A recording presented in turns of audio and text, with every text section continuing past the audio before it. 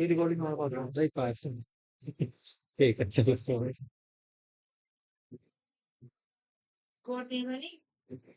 तभी पहले ये बताओ, हिंदी मीडियम से इंग्लिश मीडियम से? मिक्स। तो हिंदी मीडियम वाले इंग्लिश समझ जाएंगे थोड़ी बहुत, और हिंदी मीडियम वाले कितनी इंग्लिश चलेगी? चलो मिक्स पढ़ा देंगे, ठीक है। बोलने में हिंदी चल जाएगी इंग्लिश मीडियम वालों को, तो हिंदी मीडियम वाले भी समझेंगे। देखो, थर्मोडायनेमिक्स मेरा टॉपिक है, जो अभी डेमो के लिए मिला है, ठीक है। देखो, आप लोग सभी नीट के हो या जेई के भी हो? नीट, सभी नीट।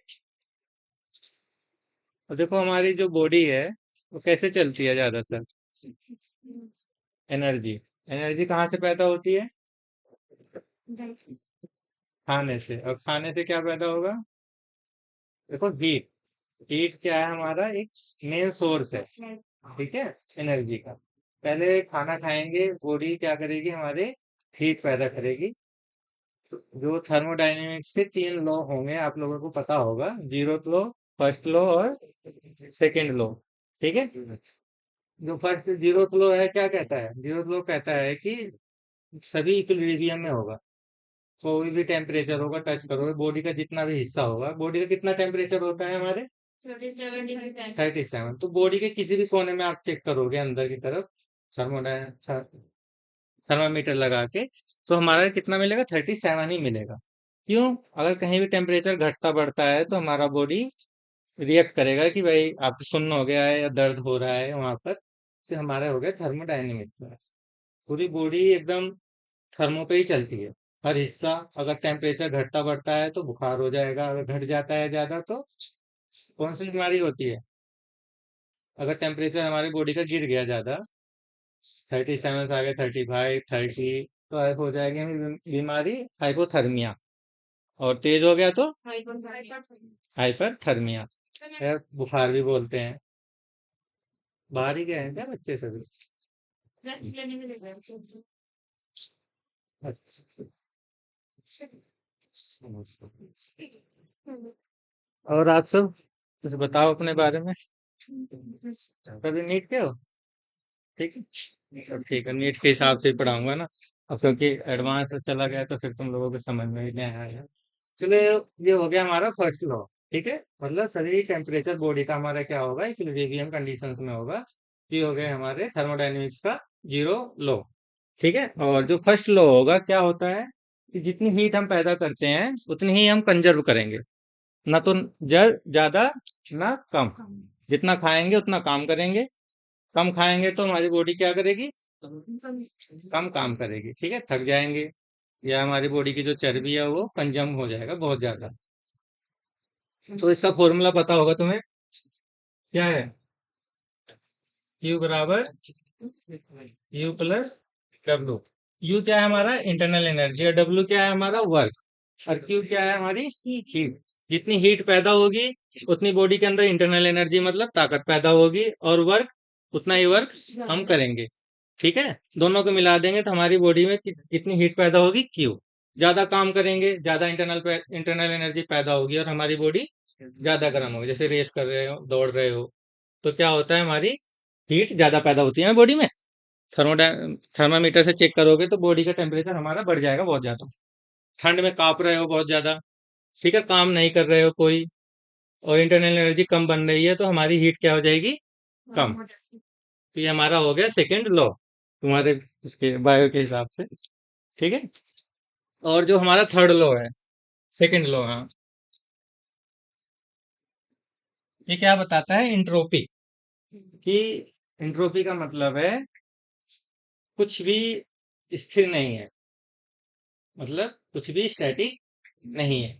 जैसे हम सब हैं, सबका स्वभाव अलग अलग होता है, ठीक है, कोई भी एक सेम स्वभाव का नहीं होगा। दो जुड़वा बहन या दो जुड़वा भाई हैं, तो क्या होता है, अलग अलग होगा सबका स्वभाव। कोई कुछ और सीखेगा, कोई कुछ और समझेगा, तो हमारा हो जाएगा, ये बोलते हैं एंट्रोपी। मतलब कुछ भी समान नहीं है पूरे यूनिवर्स में। जो एंट्रोपी होती है उसकी वैल्यू यूनिवर्स के लिए क्या होती है? इनफाइनाइट, ठीक है। तो हमारे तो जो नेचर है हमें डिफाइन करता है कि कुछ भी स्थिर नहीं हो सकता। सिर्फ हमेशा कंडीशंस क्या होनी चाहिए, इक्विलिब्रियम में होनी चाहिए। ठीक है, ना ज्यादा ना कम। जितनी हीट हम पैदा करेंगे उतनी कंजर्व होगी। ठीक है, तो सेकंड लॉ क्या बताता है, एंट्रोपी इज कंजर्व। क्या चल रहा है, ठीक है, एंट्रोपी क्या होती है, कंजर्व। और क्या पढ़ा है तुमने, तीन लॉ हो गए। चलो इसके बारे में एक्सप्लेन करते हैं अच्छे से तुम्हें। ठीक है, कुछ बुक है किसी के पास कोई, कुछ नहीं है, अब चूंकि टॉपिक तो तैयार। चलो देखो सेकंड लॉ ही समझो अच्छे से। सेकंड लॉ में कैल्विन ने भी बताया था, एक साइंटिस्ट है कैल्विन। ठीक है, तो उन्होंने एंट्रोपी की अवधारणा दी थी कि एंट्रोपी हमारी कंजर्व रहेगी। लेकिन जो एंट्रोपी लॉ है वो निकलता है हमारा इससे। तो एस बराबर क्या होता है, इसे एस से डिनोट करते हैं क्यू बाई टी। क्यू कितनी हीट है और कितना टेम्परेचर है। ठीक है, हीट और टेम्परेचर में जो रिलेशन होगा वो हमारा एंट्रोपी के इक्वल होगा बॉडी के।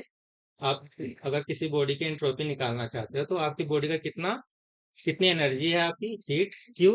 क्यू माने इसे हम लिख सकते हैं you plus W upon T.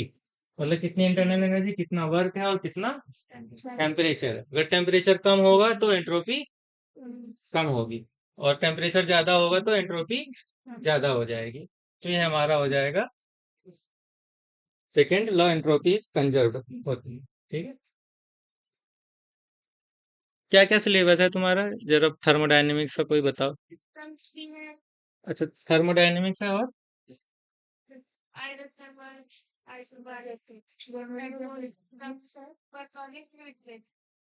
Bernoulli, ये तो क्लासिकल में चला गया ना। मैं देखता हूँ।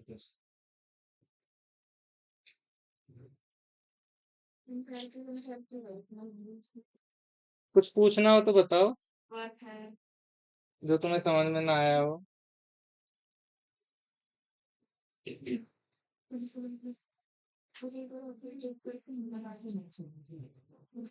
देखो इसका सिलेबस बहुत वाइड है, तुम लोगों के नीट के एग्जाम में जितना आएगा उतना समझ लो। ठीक है, बहुत वाइड, बहुत बड़े सिलेबस है। देखो ज्यादातर तुम्हारे थर्मोडायनेमिक्स में ये तो होगा ही जरूर, जहां तक मुझे उम्मीद है। जो तीनों लॉ हैं, जीरोथ लॉ, फर्स्ट लॉ और सेकंड सेकंड लॉ।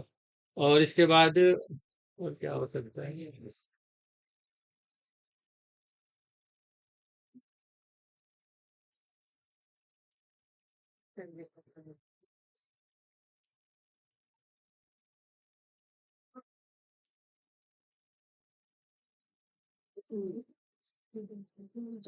यही समझना चाहिए।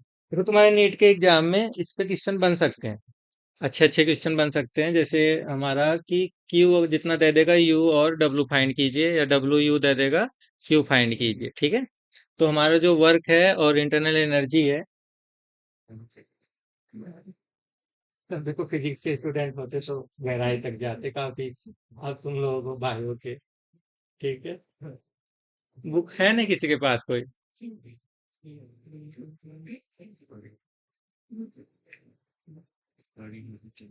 देखो इसमें कुछ समझ में ना आए तो पूछो, कोई कुछ नया पूछना चाहते हो तो।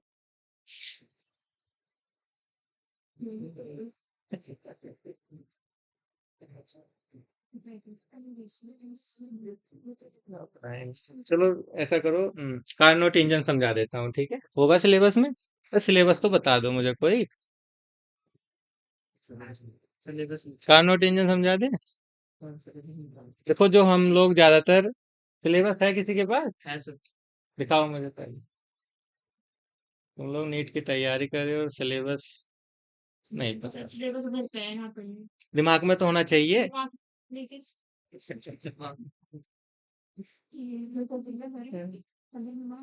बताओ कोई, कार्नोट इंजन है या नहीं, तो कार्नोट इंजन के बारे में समझाओ।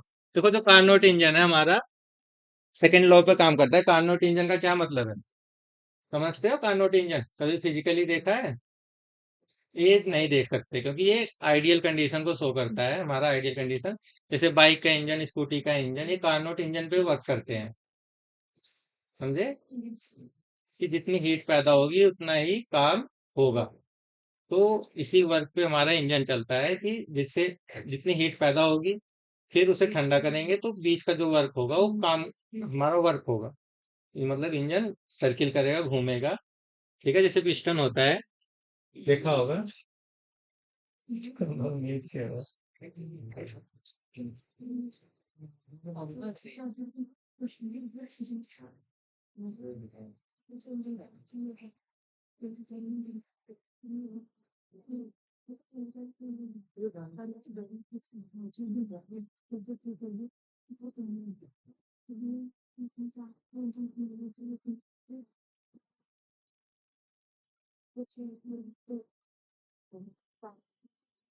कार्नोट इंजन में देखो कौन सा सेकंड लो, हमारा कौन सा वर्क लो वर्क करेगा, ज्यादातर वर्क करता है हमारा फर्स्ट लो।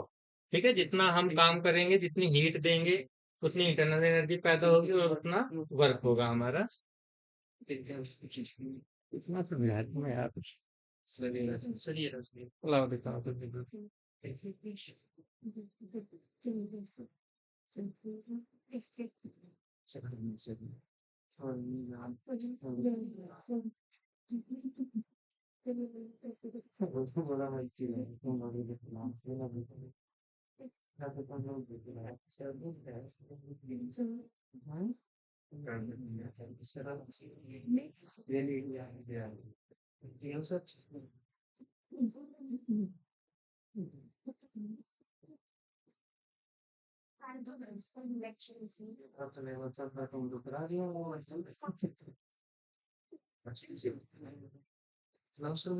ठीक है,